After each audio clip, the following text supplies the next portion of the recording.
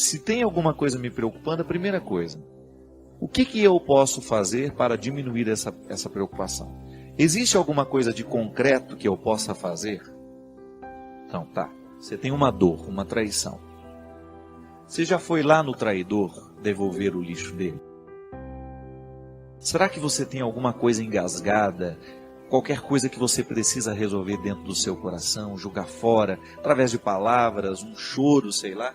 Alguma atitude sua que possa diminuir essa sensação de desconforto? Que a gente precisa fazer. É a mesma coisa a preocupação.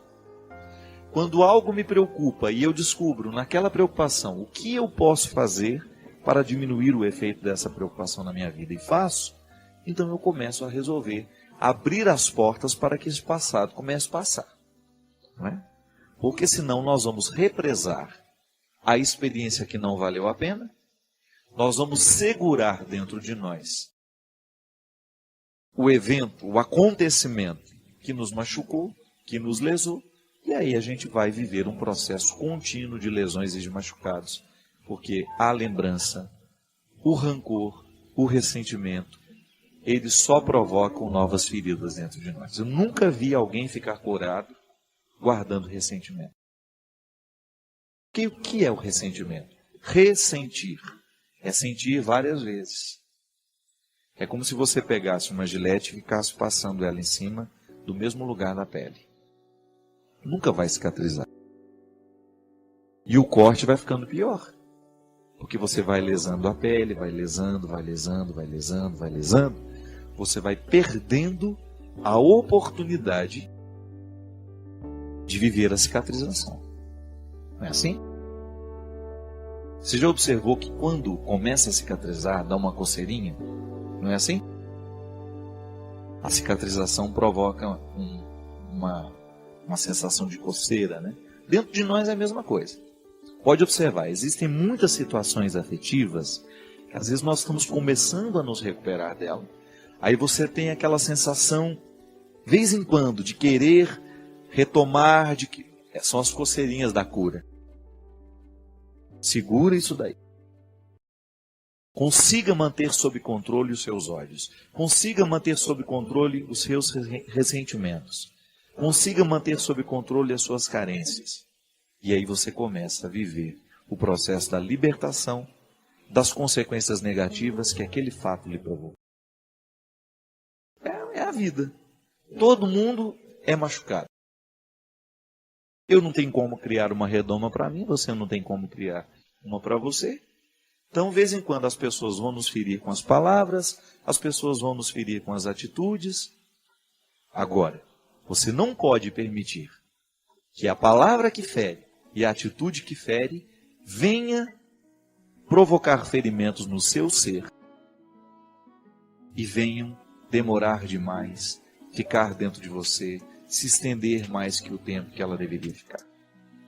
Atingiu o seu ser, foi no profundo da sua vida, foi no profundo do seu coração, já começa a dar um jeito de cicatrizar isso. Porque a partir do momento que você tem uma ferida no ser, você corre o risco de infeccionar tudo.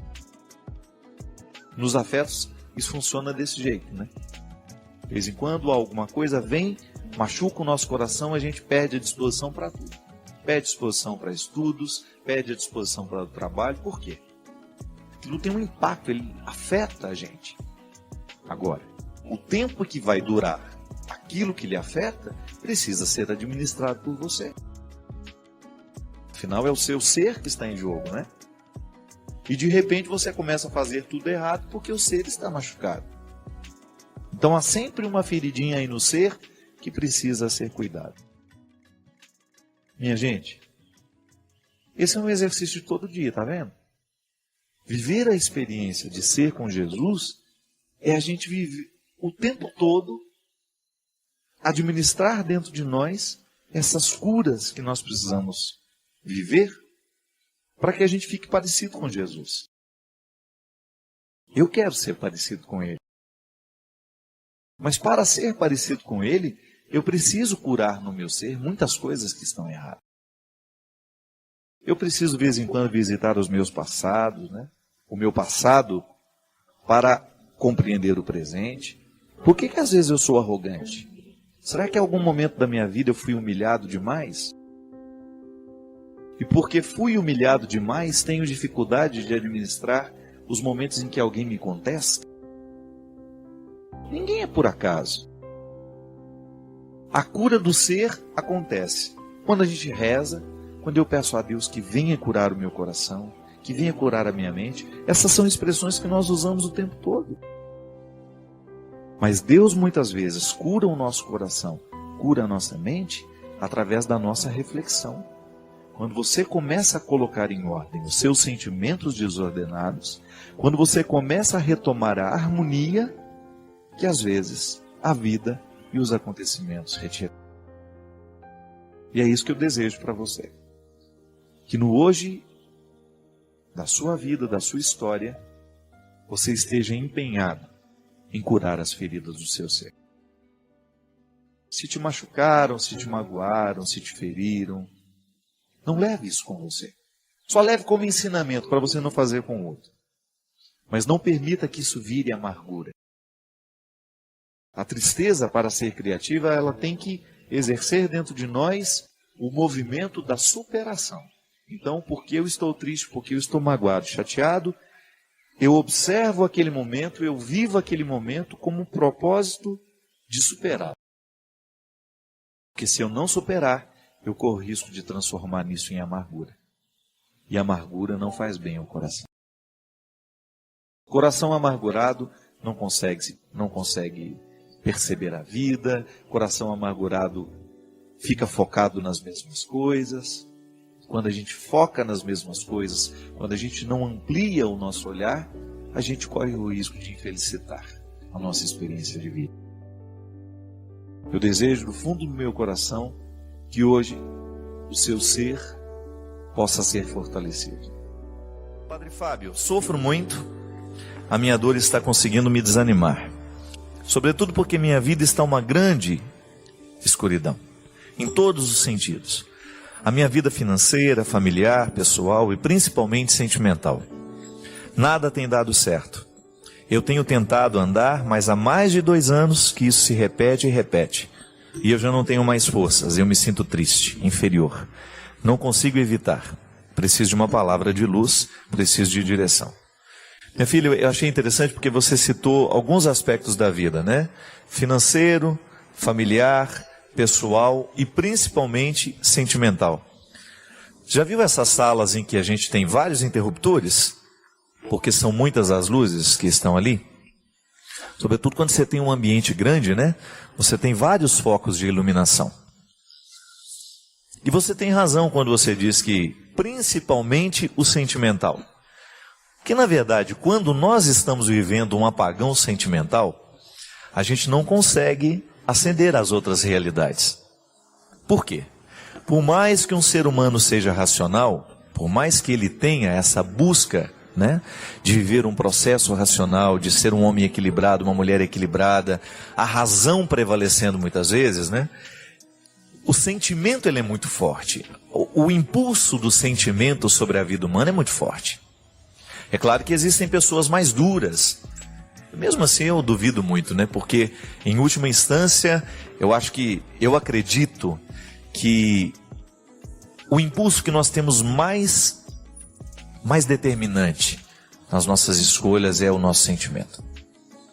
A gama de todas as nossas emoções, né? E se este interruptor não está funcionando, a gente tem uma dificuldade muito grande de olhar para as outras realidades. Pode observar. Nós podemos ter um bom emprego, ter uma boa situação familiar, podemos ter uma boa estrutura financeira, mas se os nossos afetos estão desordenados, se a gente está vivendo um processo de traição, de abandono, de solidão, a gente acaba tendo uma dificuldade muito grande de perceber as outras realidades da nossa vida. A gente acaba prejudicando também a relação de trabalho. Outro dia a gente estava até conversando isso, eu com um amigo meu, estava falando para ele, olha, cuidado para que os seus afetos, a sua vida sentimental, amorosa, afetiva, não venha prejudicar o restante da sua vida, porque quando você começa a eleger a sua vida sentimental como mais importante de tudo, você começa sendo ingrato com o seu processo nas outras instâncias. Então, o grande risco, quando nós damos a atenção demais àquele interruptor dos afetos, é que a gente pode perder a referência do que é certo, do que é errado, do que é bom e do que é ruim, no que diz respeito às outras realidades. Volto a dizer, é bem provável que os nossos afetos, os nossos sentimentos, queiram prevalecer sobre tudo. E que essa vida sentimental, afetiva, sobretudo no que diz respeito ao relacionamento homem e mulher, quando o seu casamento não está bem, o seu namoro não está bem, ou você está apaixonado, foi rejeitado, quando isso dá errado, cuidado para que você não jogue todo mundo fora, né? Todas as outras estruturas da sua vida. Então, onde é que está a sabedoria? A gente precisa descobrir. Então, digamos que a minha vida afetiva não está muito bem. Não estou muito equilibrado, não estou me relacionando bem com as pessoas, com aquela pessoa de maneira especial, né? Que aqui é o que me parece. Comece a olhar para as outras realidades, e já que existe um apagão nessa vida sentimental, comece a permitir que a luz do trabalho brilhe um pouco mais, comece a permitir que o brilho da família brilhe um pouco mais. É interessante, por exemplo, às vezes a pessoa está vivendo aquela dificuldade de relacionamento, aí ela se tranca no quarto. Então tem que tomar um cuidado para que você não aumente o apagão. Então, se deu errado alguma coisa no seu namoro, na sua vida sentimental, abra um pouco as portas para que as outras luzes venham iluminar um pouco aquilo que está apagado. É você fazer o equilíbrio. Ah, mas é difícil demais, padre. Eu sei, ninguém disse que seria fácil. Mas se você começa a fazer o seu esforço e dá os seus passos, aos poucos as luzes dos outros cômodos vão acendendo aquele que está parecendo escuro demais. É uma questão de escolha, minha gente. Se você está vivendo uma desilusão amorosa e você começa a intensificar demais essa desilusão, e você começa só a pensar nisso, daqui a pouco o seu trabalho será prejudicado, a sua vida familiar será prejudicada, e consequentemente isso vai fazendo cair uma série de outras coisas. Você vai desestabilizando a sua vida. É por isso que a vida amorosa, ela é muito determinante na vida das pessoas. É por isso que a gente precisa tomar muito cuidado para que estas desilusões não venham provocar outros desastres. E aí tudo depende do investimento que a gente faz, né? Eu particularmente fico muito preocupado quando eu encontro alguém que faz do seu relacionamento afetivo amoroso a base principal, né? Então está namorando e aquele namorado é o centro do mundo. E se ele vai embora? E se ele morre amanhã? Então, claro, é sempre difícil você equalizar o tanto que você está investindo naquele relacionamento. Mas faça outros investimentos também. O grande problema é que às vezes as pessoas fazem um investimento único. Começou a namorar aquele rapaz, ela esqueceu dos amigos que tinha, ela esqueceu da família que tinha, ela esqueceu da faculdade que fazia. Comece a dividir um pouco melhor este investimento que você faz. Comece a doar-se um pouco mais em outras situações, porque se aquilo não dá certo, você tem outras realidades que vão lhe amparar. Preciso lidar com tudo isso. Preciso acordar tudo isso. Então a qualidade da vida, quando eu digo que eu amo Deus acima de todas as coisas, eu estou reconhecendo isso. Há em mim uma inteligência, o meu corpo tem uma inteligência. A minha mente tem uma forma de comando que eu preciso aprender. Eu não posso ser refém da minha mente. Eu não posso ser refém do meu corpo. Essa parte de mim que está falando aqui, inclusive agora, com essa consciência de que eu sou corpo e mente, é essa parte aqui que tem esse comando, inclusive com uma capacidade de refletir sobre tudo isso, é que deve estar no comando. Mas eu tenho consciência de que não sou eu que me dei tudo isso, eu recebi de Deus.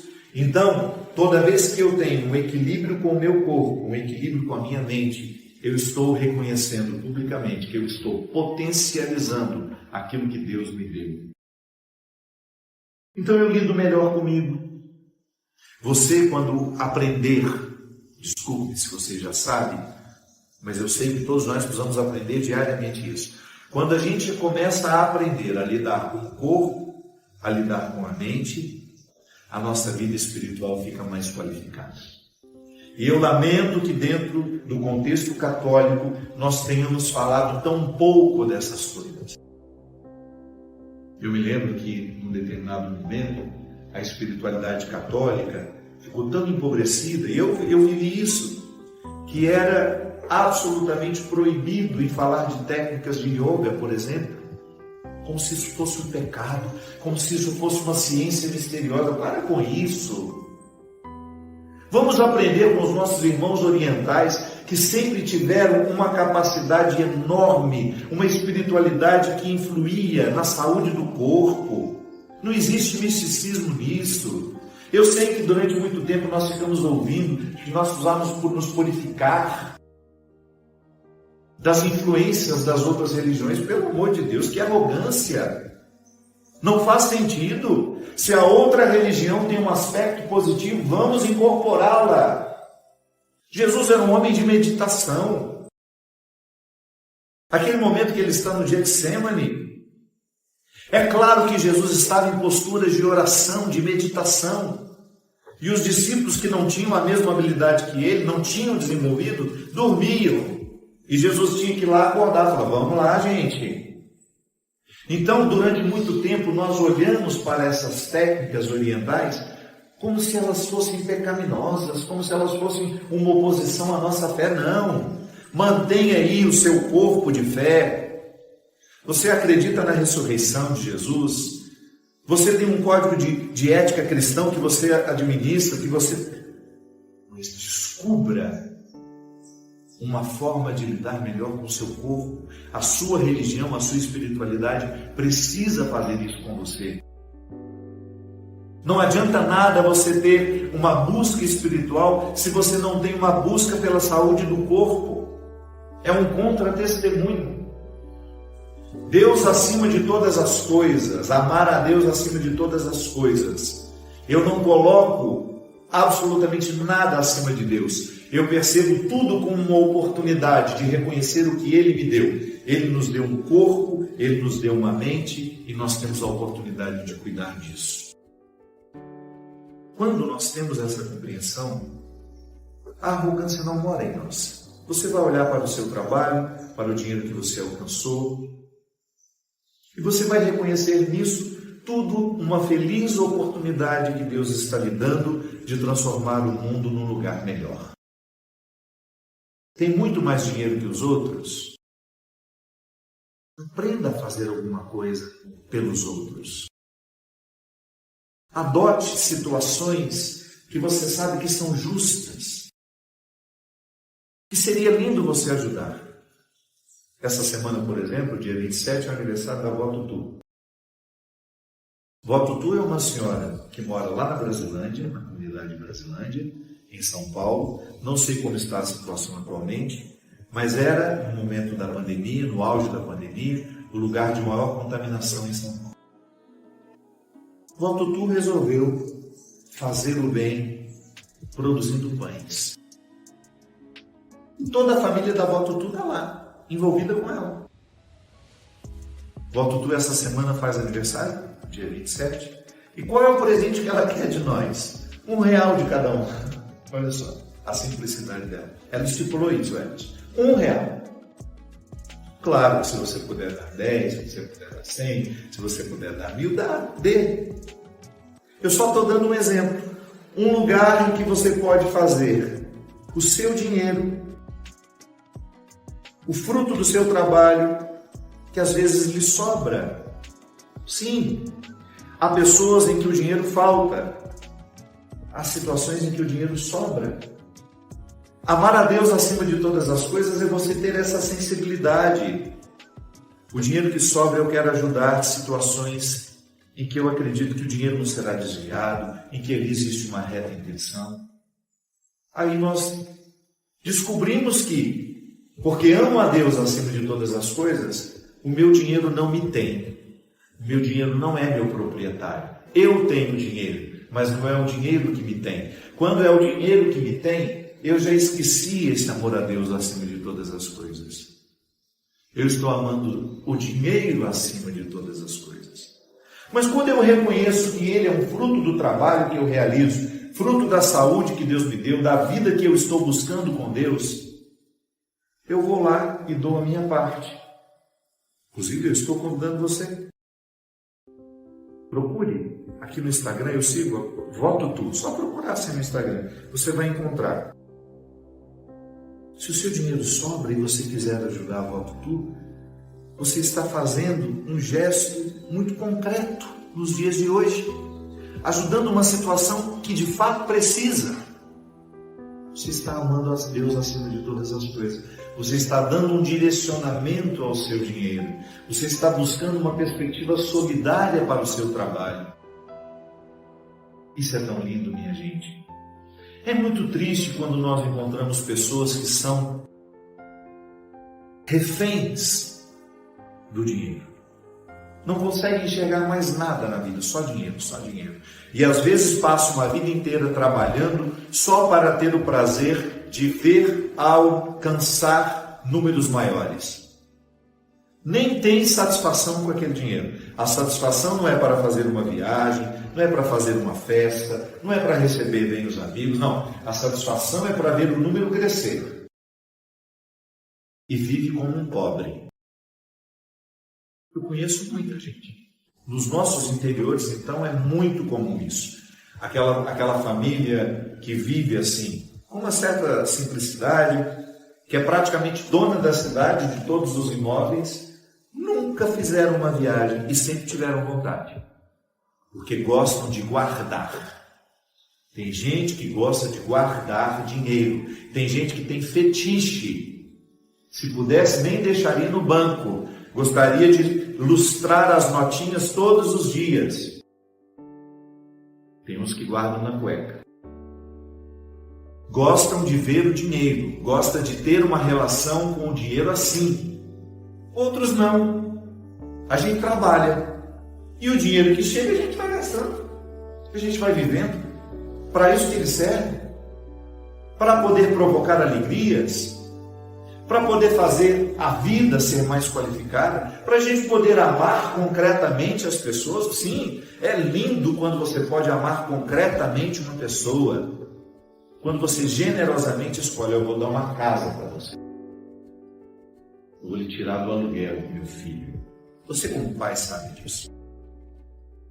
Ou quando você pode materialmente presentear o outro com aquilo que você sabe que ele está precisando. Isso é amar a Deus acima de todas as coisas. Não é o dinheiro que manda em mim, sou eu que mando em mim.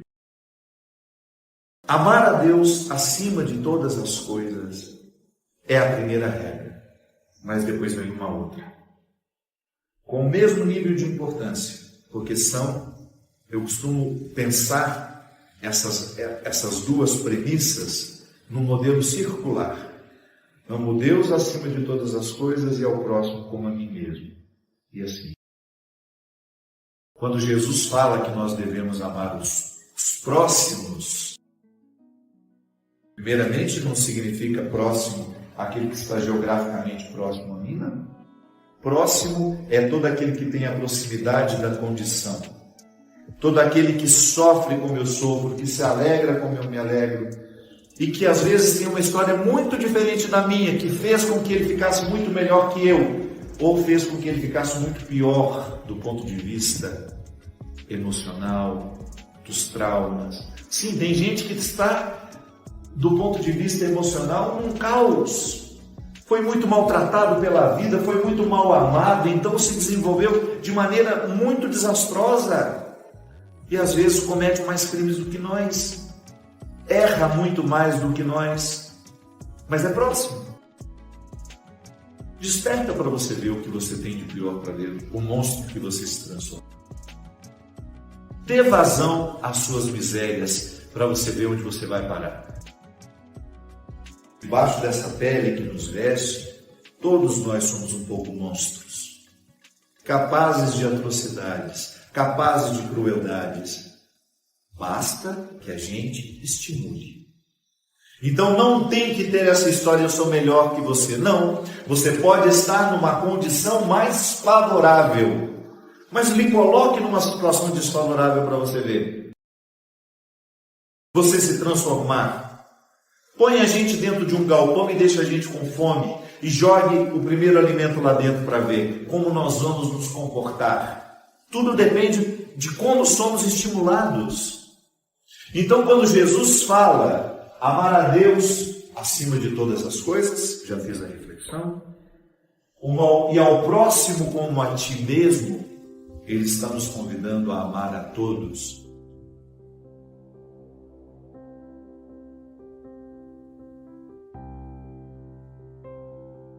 Cada vez mais eu tenho acreditado nisso, viu, minha gente? Que o cuidado de Deus muitas vezes na minha vida é fechar portas. Interessante, né? Como nós temos dificuldade de entender o amor no momento que alguma coisa nos é negado.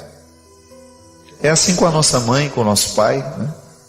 Quando você pede a ela alguma coisa, ela fala não para você. Talvez não agora mais, mas em outros momentos da sua vida.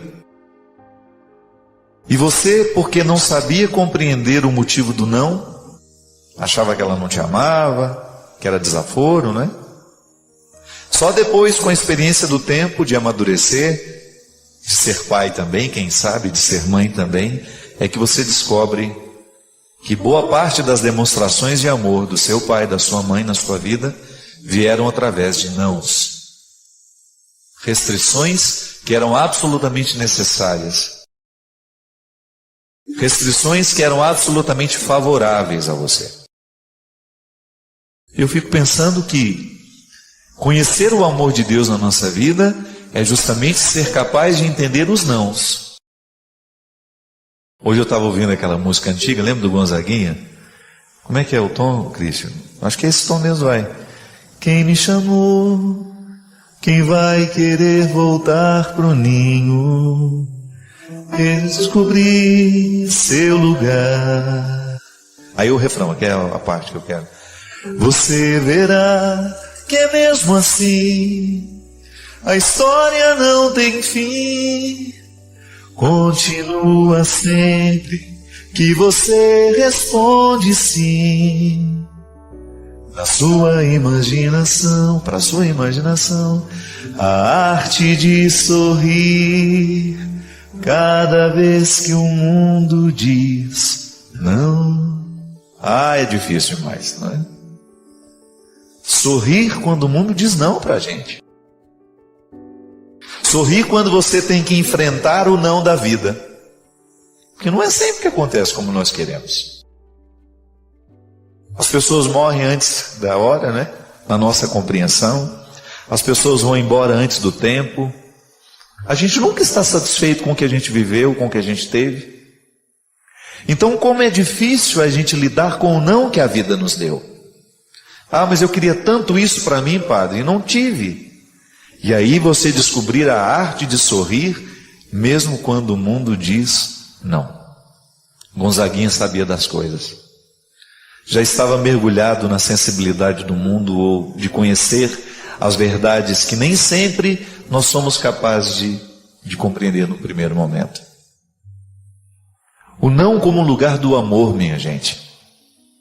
Eu entendo o cuidado de Deus na minha vida assim, me permitindo, mas também me negando muito. Não é para você, não é a hora. E você ter que administrar na sua vida os nãos, e mesmo assim você continuar sorrindo. Não um sorriso bobo, não. Aquele que nasce da convicção mais profunda de que você fez a coisa certa. Esse é o maior conforto, minha gente, que nós podemos experimentar na vida. É um conforto existencial de você saber que você fez a coisa certa. Que você, apesar de ter tido tantas dúvidas naquele momento, de ter sido tão difícil, de ter sido tão pesado, de você chegar à conclusão de que você fez a escolha certa. A arte de sorrir cada vez que o mundo diz não. É tão bonito quando um ser humano se coloca diante da necessidade de ser melhor. Quando o ser humano se coloca diante da possibilidade de superar um limite que tem. Isso é honestidade.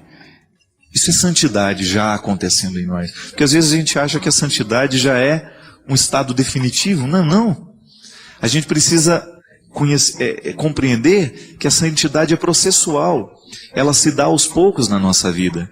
E que quando eu decido ser melhor, a santidade já está tomando conta de mim. Não é quando eu serei melhor que eu serei santo. Não. No próprio desejo de ser santo, no empenho, naquele esforço que a gente faz, ali a gente já está saboreando a santidade. Deus sabe dos limites que a gente tem. Deus conhece os nossos pecados. Mas a gente não pode compreender que este limite, este pecado, ele é um empecilho definitivo para a santidade. Não. É a falta de vontade que é o grande empecilho para a santidade. Porque à medida em que a gente cai, o coração que está verdadeiramente mergulhado no mistério da santidade, ele não aceita ficar caído. Ele quer melhorar. Quando a gente percebe que a gente machucou alguém, que a gente magoou alguém, o primeiro movimento da gente que está vivendo com honestidade o processo de querer ser melhor, é a gente procurar, olha, me desculpa, me perdoa, eu não quis fazer, ou naquele momento eu não percebi que estava magoando, não percebi que estava machucando. É isso que faz um mundo melhor, não é verdade? A gente vai diminuindo o poder das violências. Às vezes a gente é agredido e não tem outro jeito. Uma pessoa pode lhe agredir no momento que diz alguma coisa de você de maneira injusta. Mas você pode vingar-se daquilo. Mas eu não sei se a vingança é um jeito bonito de corrigir o mundo. Eu não sei se no momento em que você se vinga daquele que fez alguma injustiça contra você, na verdade você está se tornando criando ainda mais um contexto de injustiça. E o bonito da vida é quando a gente fala, não, eu não vou revidar, eu não vou ser injusto com ele também, porque senão eu faço o mundo ser pior. Se aquela atitude que me atingiu já fez o mundo pior, eu não vou devolver para multiplicar isso não. Então a gente vai vivendo e buscando uma vida mais leve, prestando mais atenção na gente mesmo, que às vezes a gente fica olhando demais para o outro e a gente acaba esquecendo da gente, né? Às vezes a gente está tão preocupado com a atitude do outro que a gente não tem tempo para prestar atenção na própria atitude. E na verdade, o primeiro a ser transformado tem que ser eu. Gosto muito daquela música que fala, né? A começar em mim quebra corações, para que sejamos todos um, como tu és em nós. A santidade tem que começar aqui. Eu escuto uma palavra e aquilo me atinge. Eu descubro que aquela palavra me modifica. Às vezes agora tem gente que já vai para a pregação assim, nossa, se aquela pessoa estivesse escutando isso. Se o meu marido estivesse escutando. Se a minha amiga estivesse. Não, não é para ser assim. Se você está ali, naquele momento, preste atenção, porque a palavra é para você. Se Deus quiser falar com o seu marido, Ele vai falar de outras formas. Se Deus quiser falar com a sua amiga, Ele vai falar de outras formas. Mas naquele momento é para você. Tem muita gente que perde a graça da conversão justamente porque fica ouvindo pensando no que o outro precisa ouvir. Não é só eu que preciso ouvir. O primeiro impacto da palavra é em mim. Eu até mesmo, eu presto atenção no momento que eu estou pregando e às vezes eu fico me ouvindo depois, eu prego para mim. E falo, meu Deus, como Deus tem razão em mim naquele momento que falou isso. Porque às vezes eu nem me lembro do que eu falei. Às vezes eu não me recordo. Eu acredito mesmo na ação do Espírito Santo em mim. Eu acho que quando eu me vejo na televisão pregando, eu acho que eu fico até diferente. Diferente do que eu sou normalmente, né? A minha expressão fica parece que mais completa. Então naquele momento eu prego para mim também. Não pense você que eu fico fazendo discurso para os outros. Mesmo porque, olha, o ouvido que está mais próximo da minha boca é o meu. Então eu escuto. E no momento que levo a sério a palavra que Deus profere em mim através de mim, eu ganho também uma oportunidade de ser melhor. Fazer dessa vida essa experiência bonita de reconciliação constante. Só quem já leu os livros do Padre Fábio de Melo sabe o quanto eles são transformadores, nos fazem refletir e mudam a nossa forma de enxergar a vida. Se você ainda não leu, não perca essa grande chance. Saiba mais clicando nos links da descrição. Obrigado pela sua companhia.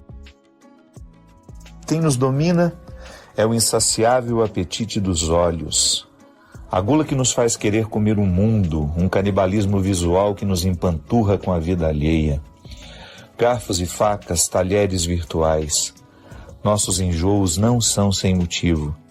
Viver de vida alheia adoece o gástrico das emoções, causa indigestão. Primeiramente, nós não somos puristas, nós não estamos aqui para fazer um discurso moralista, vamos primeiramente reconhecer a verdade. Sim, a vida alheia sempre vai nos interessar. É natural do humano essa curiosidade por saber como o outro vive, como o outro pensa, como o outro faz. É natural que você tenha uma curiosidade aguçada sobre as pessoas que você admira. A gente, quando vê uma série e gosta da atuação daquele ator, daquela atriz, quando a gente vê um filme, imediatamente a gente quer saber quem é essa pessoa. Aí você passa a seguir nas redes sociais. De alguma forma você quer saciar essa curiosidade. E ela, no primeiro momento, é saudável, é interesse pelo outro. Que bacana o trabalho dele, a gente valoriza, a gente quer ver mais coisas. Mas há um limiar estreito entre o saudável e o doentio. Que é quando a vida do outro passa a nos interessar mais do que a nossa. Que é quando nós começamos a construir uma rotina em que a vida do outro é mais pautada do que a nossa realidade. Aí acende-se a luz, ou deveria acender, né? Excesso de vida alheia pode ser sintomas de que nós não estejamos dispostos a olhar a nossa. Excesso de vida alheia pode ser um sintoma de que a vida dos outros esteja sendo bem mais interessante do que a nossa. Se não na realidade, mas pelo menos na ilusão. E a maneira mais eficaz de lutar contra tudo isso é qualificando a nossa vida. Qualificar a sua vida. Seja você o seu ponto de partida e de chegada. Aí passa pelos outros? Passa. Interessa-se pelos outros? Interessa-se. Inclusive, o interesse deveria girar muito mais em torno do que de bom nós podemos fazer pelos outros. A vida do outro deveria nos interessar assim. O que eu posso passar para agregar? O que eu posso fazer para tornar a vida da pessoa melhor? Aí sim nós estamos no lugar certo. A curiosidade que é normal, que faz parte de todos nós, com moderação, para que isso não nos ocupe muito mais do que deveria. Desejo do fundo do meu coração que a sua vida seja tão interessante, tão interessante, tão interessante, que lhe reste pouco tempo para preocupar-se com o que está fazendo o outro. Volto a dizer, somente para agregar e fazer bem. Se por acaso você sente que pode fazer bem a alguém, que pode ajudar uma pessoa a ficar melhor, nunca perca essa oportunidade. Mas que não seja um exercício de curiosidade, de dar alimento aos olhos para essa insaciável fome que nós temos de saber de coisas, situações, pessoas que nem nos dizem respeito. Fé, todos nós temos crises de fé. E é impossível você querer retomar a fé do tempo que você era criança. A fé que era no tempo da infância valeu para aquela época, não é? Eu nunca lamento a fé que eu tinha no passado e que não tenho hoje mais. A fé da gente vai avançando, ela vai evoluindo. E muitas vezes, por não saber compreender a evolução da nossa fé, nós julgamos que nós não estamos acreditando mais.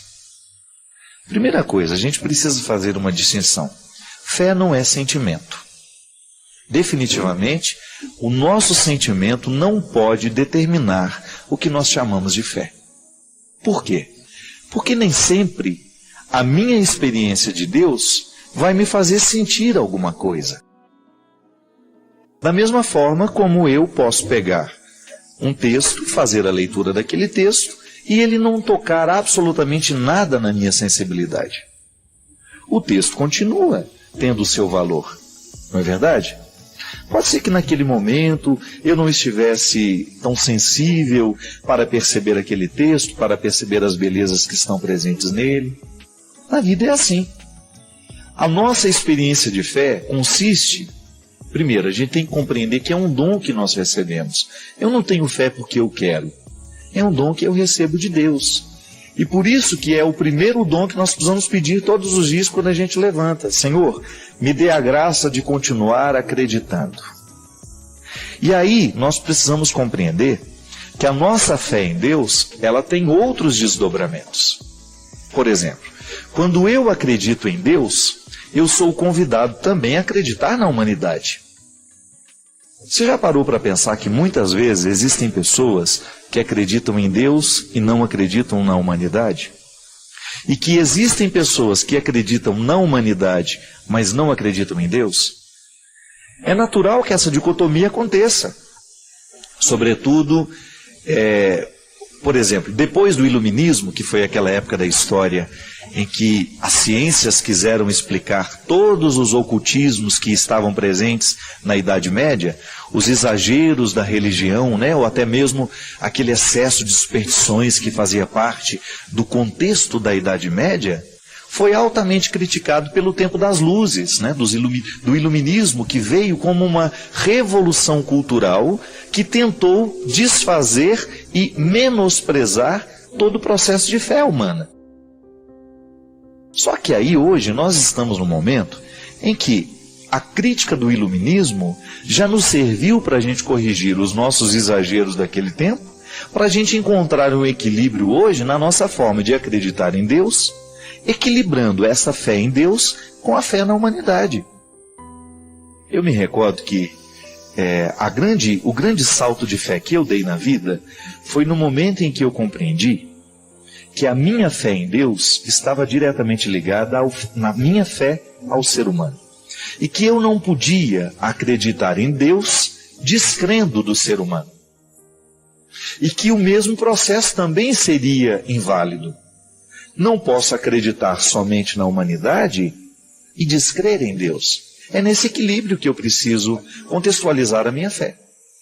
Muitas vezes, meu filho, o que a gente considera falta de fé é um desequilíbrio entre uma realidade e outra. E agora eu já falo para você também que me escuta.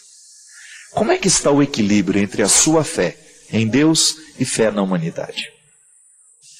Porque o bem-estar espiritual que nós precisamos viver, o que eu chamo de bem-estar? Uma fé equilibrada que faça bem ao coração humano, ela precisa mover a fé que eu tenho em Deus para a realidade histórica onde eu estou situado. Eu digo isso, precisa equilibrar, porque muitos desequilíbrios que nós encontramos na humanidade hoje estão diretamente ligadas ao processo de fé em Deus. Olha, minha gente, eu não tenho medo de dizer isso. Como homem da religião que lida o tempo todo com o processo religioso, eu encontro muitas pessoas em que a religião fez muito mais mal do que bem. Pessoas desequilibradas. Pessoas que perderam o referencial de bom senso. E você deve conhecer gente assim também. Que por causa da fé em Deus, acabaram desprezando a vida humana, acabaram renegando, relegando todo o processo humano histórico, desconsiderando, Muita gente deixou em alguns momentos encontrar na vida o lugar do sacrifício. Só que a gente precisa entender que sacrificar é fazer ser sagrado. Então eu sacrifico a minha vida, mas não significa que eu fico lá sofrendo o tempo todo, não. Eu faço ser santo tudo que é meu. Eu coloco sobre o altar para sacrificar, para tornar sagrado, para tornar santo. Aí é o equilíbrio. A fé que eu não estou vivendo o desdobramento dessa fé aqui na história. Não é verdade? Então este equilíbrio é importante. E muitas vezes nós consideramos como falta de fé a nulidade de um desses aspectos, destes pontos. E aí nós precisamos buscar mergulhar dentro da nossa da nossa condição humana e investigar bem o que é que nós compreendemos como fé, não é verdade? Onde é que eu estou errando nessa compreensão toda? O fato é que, muitas vezes, nós ficamos insistindo numa fé imatura, e quando passa o tempo dessa fé imatura, ela já não nos sustenta mais, a gente fica achando que não nos restou mais nada. Mas é por isso que a Sagrada Escritura fala de maneira tão clara e de maneira tão direta. Em um tempo da vida, a gente precisa de alimentos líquidos, por causa da dificuldade de engolir, não é verdade? Mas vai chegar o momento em que nós estaremos preparados para os alimentos sólidos. E eu acredito nisso, traduzindo isso para o contexto da nossa experiência de fé. Em muitos momentos da nossa vida, nos é permitido ter uma fé ingênua, porque faz parte daquele momento. Mas depois essa fé precisa amadurecer. Eu não posso querer, na minha idade adulta, acreditar da mesma forma como eu acreditava no tempo que eu era criança. Eu posso até guardar muitas coisas bonitas da minha infância, da minha inocência, mas a minha fé precisará avançar. Quantas pessoas, né? Eu cheguei a conhecer muita gente. Ah, padre, eu perdi a fé. Como assim perdeu a fé? Ah, porque fui estudar o que a igreja fez na Idade Média, como a igreja foi cruel, a igreja matou muita gente, a igreja teve a questão da Inquisição. Muita gente perdeu a fé porque estudou na história que a igreja praticou a Inquisição. Tudo bem, um erro histórico. Mas será que a minha fé é tão pequena a ponto de ceder tudo, de acabar, só porque eu estudei uma fragilidade da igreja no tempo da história? Será que a minha fé depende? Será que ela não sabe compreender o processo que avança? Que a igreja já pediu perdão por aqueles erros cometidos? Que a igreja não é só divina, ela é também humana? Mas que quando eu olho para essas fragilidades humanas, eu não posso esquecer a força do Espírito que está tentando conduzir isso. O Espírito Santo deve ter sofrido muito no momento da Inquisição também, porque ele também certamente não queria aquilo. Mas a compreensão das pessoas que guiavam a igreja naquele momento não era capaz de compreender o que o Espírito estava indicando. Gente, isso acontece com a gente. Quantas vezes nós cometemos um erro porque nos faltou clareza na compreensão do todo, não é verdade? Mas a minha fé, ela não pode ir embora porque eu descubro uma fragilidade daqueles que me ajudam a crer. É igual aquela velha história. Ah, eu não acredito mais na igreja porque o fulano de tal, o padre tal, fez isso, isso, isso e isso. E eu não concordo com isso. Se a sua fé depende de um padre, então você está com um problema muito sério. Um padre é uma seta, é um indicativo. Mas ele não é Deus. Eu gosto de dizer muito isso. Olha, se você se decepcionou comigo como homem, como padre, eu lamento. Gostaria muito de ter acertado com você. Mas eu sou frágil. Nem sempre eu consigo acertar. E eu erro muito. Agora, se você se decepciona comigo, tudo bem. Agora, não se decepcione com aquele que eu anuncio. Não confunda as coisas. Você não pode misturar a fé que você tem em Jesus com a fé que você tem em mim. Veja bem, aqui é interessante porque nós temos os dois pontos que eu acabei de falar. Fé em Deus e fé na humanidade. Graças a Deus eu assumo com muita alegria a responsabilidade que eu tenho, a autoridade que eu tenho. Isso é responsabilidade para mim, saber que no seu processo de fé em Deus, eu participo. Eu assumo com você essa responsabilidade humana, de ser um padre que possa lhe ajudar no seu processo de fé. Mas eu não sou o final do seu processo. Eu sou apenas um ponto por onde a sua fé passa. Talvez uma palavra que eu lhe dê, um conselho que o meu programa aqui faz para as outras pessoas e que acaba valendo para você, né? Outro dia uma pessoa falando comigo isso, né? Padre, o senhor precisa ter muito cuidado, porque as pessoas escutam o que o senhor fala. Ela falava assim, com carinho, né? E é verdade. Muita gente presta atenção mesmo no que eu estou dizendo. Significa que eu sou, naquele momento da vida, o braço histórico dessa fé, que também é transcendência. Mas veja bem, se você se decepciona com aquele que de alguma maneira foi ponte por onde a sua fé passou, por onde Deus atravessou a ponte para chegar até o seu coração, passa.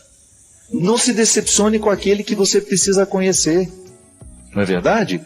O processo humano é assim, minha gente. Então, muitas vezes, o que nós analisamos como falta de fé é uma imaturidade só que vai passar. Agora, a fé precisa ser amadurecida, desenvolvida. Como é que a gente faz isso? Com a oração. Nós não podemos viver sem orar. E quando eu falo de oração, minha gente, compreenda da maneira mais ampla, da oração mais tradicional até aquela satisfação que o seu coração sente de repente, de saber que você está conectado a Deus. Que Deus faz parte da sua história. Que você o reconhece presente no seu caminho, na sua história. Tudo isso é orar. Viver pode ser uma oração. Desde que você amanheça o dia e se disponha a viver bem, a fazer bem às pessoas que você vai encontrar, a não ser um peso para o outro, a ajudar o mundo a ser melhor. Tudo isso é rezar. Aí veja bem, a nossa oração também tem duas dimensões. Aquela reverência a Deus, eu reconheço Deus como meu Salvador, meu Senhor, a Ele presto louvor, culto. Mas quando me encontro com as pessoas, eu preciso também recordar que o louvor que agrada a Deus é o amor que eu amo, é o perdão que eu concedo, o abraço que eu dou, não é assim? Não é nenhum problema a gente errar um com o outro. Às vezes a gente erra, mas é tão nobre a gente reconhecer, olha, me desculpa, me perdoa. Isso é orar. Isso é louvar a Deus. Não foi Jesus que disse, antes de apresentar a oferenda, vai e reconcilia com seu irmão, com seu amigo que você está meio brigado, né? Com aquele que você já não fala há tanto tempo, com aquele que você guardou rancor, ódio, ressentimento. Porque a vida sempre vai nos oferecer esses dois pilares. É a transcendência e a imanência de Deus. Eu posso elevar os braços para o céu, louvar a Deus, mas eu preciso saber que meus pés continuam presos nesse chão. Não é? A cruz tem a dimensão vertical, mas ela também tem a dimensão horizontal. Se você olhar para o lugar em que Jesus foi crucificado, lá você tem fé no homem, fé em Deus. Um traço nos aponta para o céu, onde nós permitimos que o nosso coração vá sempre, que ele transcenda, que ele saia, né, que ele voe longe, que ele busque a eternidade, mas por outro lado existe um outro traço nos mantendo no horizonte da história. A cruz é essa metáfora. Entre Deus e a humanidade há um ponto de união. E que a fé bem praticada, ela vai nos colocar sempre nessa dinâmica. O amor que eu tenho a Deus se manifesta na minha história. É a grande questão que São Tiago apresenta na carta, né? É fé ou é obras? E que durante muito tempo dividiu protestantes e católicos. Protestantes acreditando que a fé é o suficiente para salvar, e outros dizendo que precisa ter as obras. E aí São Tiago propondo de maneira equilibrada os dois caminhos. A minha fé tem que se manifestar em obras muito concretas, porque senão ela fica morta. Eu admirei muito, por exemplo, nesse tempo de tragédias, admirei muito muitos evangélicos que eu vi pela internet criando campanhas de solidariedade com aqueles que estão sofrendo lá na serra. Porque à medida que o tempo vai passando, a gente corre o risco de esquecer que o sofrimento ainda está lá em Teresópolis, Friburgo, né? Petrópolis. E eu vi ali os evangélicos pessoal do Diante do Trono, Ana Paula Valadão, fazendo a campanha dela. Outros evangélicos, alguns pastores que eu vejo no Twitter. E fiquei pensando, olha que interessante, né? O processo histórico. Eles hoje vivendo o equilíbrio da proposta de Tiago. Fé e obra. Nós acreditamos em Deus. E o Deus que eu acredito me leva a estender a mão. Minha gente, fé, essa dimensão bonita da vida, precisa se desdobrar. Recorde-se da cruz. Quando eu abençoo você aqui, ministerialmente falando, eu estou lhe colocando neste caminho. Esteja em Deus, mas não esqueça de viver a história. Que a sua religião não seja alienante. E que a sua história não lhe faça esquecer a transcendência. Não reduza Deus a uma sociologia. Traga Deus para a sociologia. E descubra que a sociologia que propõe a solidariedade nasceu em Jesus. É isso que nós precisamos. Chega de praticar uma fé que nos desequilibra. Nós precisamos de gente equilibrada. Você sabe que cada vez mais eu me convenço. O grande testemunho que nós podemos dar àqueles que não creem é o nosso equilíbrio. É a gente mostrar com a nossa vida que nós somos homens e mulheres de reflexão, que nós somos homens e mulheres de bom senso e que a religião fez bem ao nosso coração. Somos loucos por Deus, mas aqui a gente está mantendo um equilíbrio de sanidade. Que a nossa experiência de Deus está nos ajudando a viver neste tempo, apontando para a eternidade, mas fazendo com que essa história seja melhor a cada dia. Assim como o deputado federal hoje deu uma lição de cidadania, hoje ou ontem, não sei. Um deputado jovem de Brasília, que eu não me recordo o nome dele, ele renunciando a vários direitos para economizar os cofres públicos. É assim. Quando eu, na minha atitude, na minha postura, posso fazer o mundo ser melhor. O Deus que move o meu coração, o Deus que gera a minha fé, que Ele me entrega o tempo todo como um dom, Ele me leva a ter atitudes, gestos que possam mostrar ao outro que eu acredito.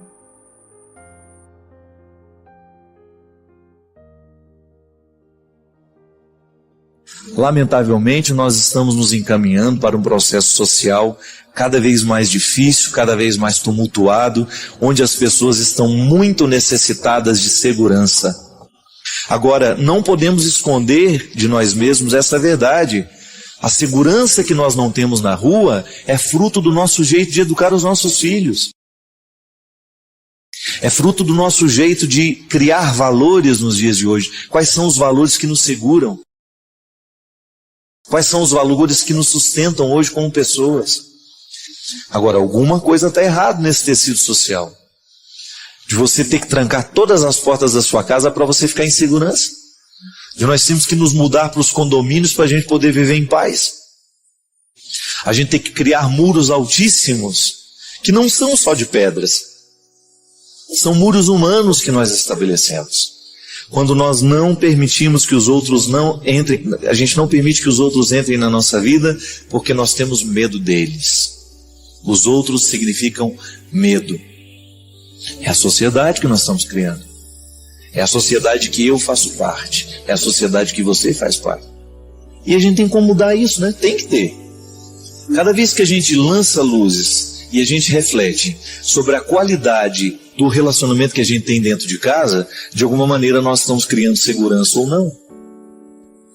Não adianta a gente falar de segurança pública se nós deixamos os nossos filhos sem nenhuma segurança dentro de casa. Quantos pais alcoólatras, quantas mães alcoólatras, quantos pais infiéis que acabam criando um contexto imenso de segurança dentro de casa. É difícil ser pai? Mas ninguém mandou você ser.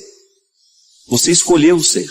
Você se casou, você constituiu a família. Agora é uma responsabilidade que você tem. É questão de competência, minha gente. Ou a gente vai ser competente naquilo que a gente assumiu amar, ou essa incompetência não nos dá direito de reconsiderar depois. Uma coisa é você errar nos seus negócios, você falir e você começar a trabalhar e construir tudo de novo. Outra coisa é você falir como pai. Outra coisa é você falir como mãe. Quando você não tem como recuperar. Assim como aquele menino, morto pelos traficantes, não tivemos tempo de recuperá-lo. É um prejuízo que jamais nós vamos ter como restituir ao mundo. O filósofo já dizia, né? Que todo homem que morre, qualquer que seja este homem, nós morremos um pouco também. Porque nós fazemos parte da humanidade. Onde existe hoje um ser humano sofrendo, a minha humanidade sofre nele também, mesmo que os meus olhos não estejam vendo. É minha condição humana. Eu não tenho como negligenciar isso. Eu tenho segurança, mas eu tenho irmãos que não têm, então eu sou fraterno, eu sou solidário com aquele que não tem. E aí eu vou agir de maneira equilibrada, de maneira consciente, para dar segurança àquele que não tem. Como? Aí entra toda a dimensão pessoal da minha parte. Cuidando bem da minha vida, cuidando bem dos meus filhos, cuidando bem do meu lar, do pedaço que é meu. A cidade ganha com isso, sabe por quê? Porque o cidadão cuidou bem da sua parte. Se eu passo pela rua e jogo um papel no chão, pensando que a rua não é minha, e se o outro passa julgando na mesma atitude, igual o Rio de Janeiro, né? Uma cidade tão linda, paisagens maravilhosas. Aí você de repente passa, depois que termina um bloco, né? Depois que passa um bloco carnavalesco pelas ruas de Ipanema, sei lá onde, aí você vê a sujeira que fica. Na Bahia, lá em Salvador, passa pelas ruas onde passou o trio elétrico para depois você ver. As pessoas não têm o menor respeito pelo espaço público, minha gente. As nossas cidades viram lixo. Por quê? Elas são invadidas de gente que não ama a nossa cidade. Elas são invadidas por pessoas que não têm a menor consideração pelo nosso espaço público. Aí pisam na nossa grama, destroem a nossa árvore e depois vão embora. Isso é civilidade? Não. A civilidade consiste em você olhar para aquilo que é público e você dizer, não, eu respeito isso daqui, mesmo que esteja uma multidão, mesmo que eu não seja reconhecido fazendo este erro aqui agora, eu não vou fazer, porque eu tenho consciência. Eu sempre digo isso. O cristianismo, o catolicismo, vou falar da minha parte, nós precisamos voltar a pregar a ecologia. A gente precisa ensinar que jogar lixo no rio é pecado. Pecado não é só a sexualidade, não é só essas questões que a gente acha aqui, olha, não. Há uma série de pecados sociais que nós praticamos que a gente atenta contra a segurança. Quando eu jogo o lixo da minha casa num rio, sabendo que isso é proibido, quando eu provoco o transbordamento deste rio, por quê? Porque eu jogo o lixo que não é para ser jogado no lugar, aí eu encho os bueiros da minha cidade com lixo, com tampinha, com plástico, com jornal e depois a chuva não tem para onde escoar, aí a gente vai dizer que a culpa é do governo. Ah, os nossos governantes não cuidam das nossas cidades, está certo, existe uma parcela de culpa que é deles. Eu achei ótimo a placa que um cidadão ontem colocou numa cidadezinha no interior aí não sei onde. Agradeço aos meus vizinhos por eu ter pegado dengue. Ele colocou essa placa na casa dele, coberto de razão, porque ele cuida do lugar dele. Aí o infeliz do preguiçoso que está lá tomando a cerveja dele, ele não está nem aí para o mal que ele causou. Ele foi para a praia, ele jogou todas as latinhas de cerveja que ele tomou no final de semana inteiro no lixo lá da porta, independente se aquilo vai chover em cima ou não, e ele larga a procriação dos mosquitos para um morador da cidade. Ubatuba vive esse problema direto. Os turistas que vão a Ubatuba, que não recolhem os seus lixos, que não cuidam do espaço, deixa dengue para quem mora lá que não tem nada com isso. Gente, a dengue não vai embora do nosso país, não é porque o governo não cuida não, a dengue é um problema nosso, é nosso. O mosquito nasce na nossa casa, é na lata que a gente deixa, é na caixa que a gente não cobre, é no descuido humano que essas coisas vão nascendo entre nós. E aí a gente, no momento em que a gente precisa assumir a nossa culpa, a gente não assume. Como é que nós vamos falar de fraternidade e segurança pública se nós não temos coragem de assumir a nossa parte? Se eu não esvazio os meus potinhos de água dentro da minha casa, como é que eu posso esperar segurança fora dali? Como é que eu posso querer ter o direito de exigir alguma coisa nessa vida se eu não cuido das pequenas partes? Pode ser assim não. A gente tem que tomar isso nas mãos e, olha, vamos mudar. A vida pode ser melhor. A começar de mim que sou cristão. A começar de você que é cristão, cidadão e tem consciência de tudo isso. Só quem já leu os livros do Padre Fábio de Melo sabe o quanto eles são transformadores, nos fazem refletir e mudam a nossa forma de enxergar a vida. Se você ainda não leu, não perca essa grande chance. Saiba mais clicando nos links da descrição. A gente sabe na teoria, mas muitas vezes a gente só vai compreender mesmo na prática.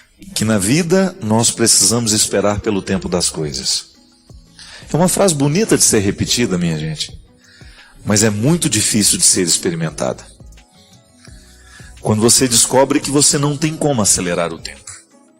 É preciso viver passo a passo, momento a momento, e descobrir que a vida é igual uma costura que a gente vai fazendo, juntando as coisas, e que se a gente não tem a paciência de viver esse bordado existencial, né, nós vamos perder. Porque viver é estabelecer esse embate o tempo todo. A vida está nos desafiando o tempo todo. Os acontecimentos, aquilo que a gente controla, aquilo que a gente não tem controle, aquilo que você programou, aquilo que você não programou e de repente estava ali como realidade que você precisava administrar, costurar. Né? A gente tem que dar um jeito nisso. Aí é nesse momento que a teoria se transforma em realidade e grita nos nossos ouvidos. É o impacto que a vida tem sobre nós. Isso na semiótica é bonito, a gente chama isso de a comunicação que afeta. Isso é, eu fico afetado por um discurso, por uma fala, por uma música. A vida nos afeta. E eu vejo que o sofrimento é para todo mundo, né? A vida aconteceu, não foi do jeito que a gente queria, e agora nós temos que administrar o acontecido. Pô, minha gente, quantas quedas nós também temos? Quantas vezes você fica aí sem saber como fazer agora? E agora? É a grande pergunta, né? O que eu faço? Como é que eu vou reagir diante do acontecido? Nós não planejamos assim, e de repente a vida nos afeta desta forma, e nós precisamos dar uma resposta porque a gente tem que continuar vivendo. E a vida vai diferenciando homens e mulheres neste momento. Quando as coisas não acontecem do jeito que nós gostaríamos que fosse. Quanta maturidade vem para dentro de nós, ou não. Tudo depende de como nós vamos encarar os acontecimentos, como nós vamos administrar o ocorrido. Não temos como acelerar o tempo. Pudera eu, né? Acelerar esse tempo e a minha mãe ficar boa logo. Mas não tem como. Todo esse processo de dificuldade tem que ser vivido dia a dia. Lá no hospital vendo tantas pessoas tendo que conviver com suas doenças, com seus limites. É muito duro, minha gente. A vida não é fácil. Mas homens e mulheres vão sendo separados, né? Como que colocado em lugares diferentes, de acordo com a resposta que nós damos ao que nos aconteceu, ao que nos ocorreu. Grandes homens, grandes mulheres nascem neste momento. Quando são capazes de encararem o momento presente, a dificuldade presente, e fazem daquele momento um trampolim para a vitória, para o crescimento, para alcançar lugares que até então as alegrias não eram capazes de levar. É para isso que Deus nos conduz, é para isso que Deus entra na nossa vida, para nos ajudar a articular essa vida. Que nem sempre é do jeito que nós gostaríamos que fosse. Não desista mesmo. Eu não sei o que é que você passa. O que eu sei é que muitos que agora neste momento estão me assistindo, passam por situações que não gostariam, que não são agradáveis. Precisam costurar aí um momento da vida que não é interessante. Pode ser que você hoje tenha que administrar a vida que você não escolheu ter. E aí o que vai fazer? Vai jogar lá fora? Não creio que seja a atitude mais interessante. Pode ser a mais fácil, não é a mais interessante. Pode ser que seja a mais simples, mas quem disse que grandes homens e mulheres nascem de questões que se resolvem com simplicidade, com facilidade? Não, é na labuta, é no labor. É no trabalho diário de você dar conta dessa vida que está aí. Ninguém nos prometeu que seria um jardim de flores, ninguém nos prometeu que seria moleza, mas nos prometeu que estaria conosco, que sofreria conosco, que assumiria conosco. Foi a palavra de Jesus aos seus amigos e a todos aqueles que ficaram amigos dele através da pregação de seus amigos. Vinde a mim todos vós que estáis cansados, porque eu vos aliviarei. Não desista. Assim como meu amigo não desistiu e resolveu morrer com dignidade, assim como a minha mãe não pode desistir agora. Você também precisa descobrir um motivo para não desistir. E quem sabe, hoje Deus possa lhe dar e possa lhe esclarecer tantas coisas, se você der a Ele a oportunidade. Quem sabe hoje, com a vida que você não gostaria de estar vivendo, com isso que você não escolheu, com essa tragédia que muitas vezes se abate sobre você, com este peso que a vida muitas vezes representa, você possa ouvir também essa palavra de Jesus. Vinde a mim, todos vós, que estáis cansados. Trazei os fardos, que eu vos aliviarei. E é um prazer poder entrar na sua casa, na sua vida, na sua história, poder fazer parte da sua vida. Todas as questões que nós trazemos aqui são verdadeiras. Vidas como as nossas, acontecimentos como os nossos, que quando olhados à luz do Evangelho, se transformam em matéria-prima de evangelização também. Já parou para pensar nisso? Que a mesma vida que se transforma em motivo de desespero é também matéria-prima de conversão para muitos de nós? Quantas vezes você parou para ouvir alguém dar um testemunho da vida, da conversão, de como Deus entrou na história dela, e você vai descobrir que o motivo que a fez converter-se ao Senhor é igual ao seu. Mas por que não foi também motivo de conversão para você? Porque talvez você não tenha visto este acontecimento com os óculos de Jesus, com a lente que Jesus nos empresta. Para mim, muitas vezes, é causa de desespero, para o outro é motivo de conversão. Tudo depende de como nós interpretamos o que nos acontece. Tudo depende de como nós olhamos para os acontecimentos que nos afetam. Tudo depende de como administramos a vida que nós temos. Não desista do amor, não desista de amar. Não se entregue à dor, porque ela um dia vai passar.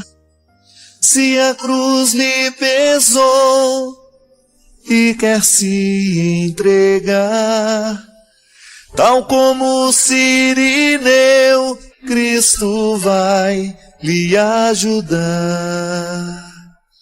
É sempre bom ter um Sirineu na subida, né?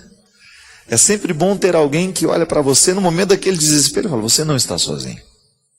Foi o que aconteceu comigo nesses dias, quando você identifica os verdadeiros amigos. As pessoas que não lhe abandonam naquela hora. Aquelas pessoas que ajudam você a suportar aquele momento. Todos nós precisamos disso, minha gente. Aliás, a qualidade da nossa vida, dos nossos relacionamentos, ela passa o tempo todo por esses momentos. É quando você precisa olhar para alguém que significa este Sirineu. Eu estou com você e vou fazer por você aquilo que você não pode. Ter um Sirineu no momento do nosso Calvário. Quem sabe o programa Direção Espiritual hoje possa ser um pouquinho isso para você. E nós agradecemos a Deus se hoje tivermos a oportunidade. A gente agradece a Deus toda vez que o programa tem a oportunidade de ser Sirineu na vida de alguém. Este espaço é dedicado a elevar a fé e a conexão com Deus. Ao se inscrever no nosso canal, você se junta a uma comunidade que busca fortalecer seus alicerces espirituais. Compartilhe nos comentários suas experiências, testemunhos e orações. Que cada interação seja uma expressão de amor e devoção.